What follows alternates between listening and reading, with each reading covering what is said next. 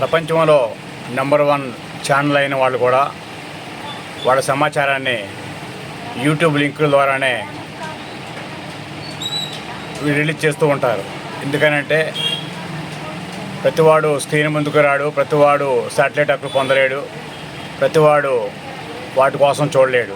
అందుకని ఏంటంటే వాళ్ళు కూడా ఎంతమంది ఎన్ని ఛానల్స్ ఉన్నా వాళ్ళంతా కూడా వాళ్ళ సమాచారాన్ని యూట్యూబ్ ద్వారా ఇవ్వవలసిందే. అదేవిధంగా ఒక యూట్యూబ్ ఛానల్ నడిపే వాళ్ళు కూడా యూట్యూబ్ ద్వారానే సమాచారాన్ని ఇస్తారు.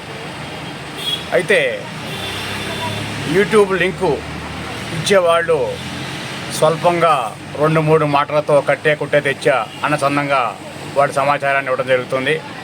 అదే యూట్యూబర్స్ మాత్రానికి సమగ్ర సమాచారాన్ని అందుబాటులో విత్ క్షణాల్లో ఉంచగలుగుతున్నారు. కారణం ఏంటంటే వీళ్ళకి ఇదే పని, వాళ్ళకి ఛానల్స్ ఉన్న వాళ్ళకి వేరే ఉంటాయి కాబట్టి వాళ్ళు సమగ్ర సమాచారం ఇచ్చే విషయంలో అంత ఇంట్రెస్ట్ చూపరు. అయితే స్థానికంగా జరిగే సమావేశాలు, సభలు వాటికి సంబంధించి కూడా యూట్యూబర్లు ఎక్కువ సమాచారాన్ని ఇవ్వగలరు విత్ వీడియోస్తో. అదే మిగిలిన ఛానల్స్ అయితే ఆ సమాచారానికన్నా ప్రాధాన్యత గల సమాచారాన్ని ఎక్కువగా ఇచ్చేందుకు ముందుకు వస్తూ ఉంటారు.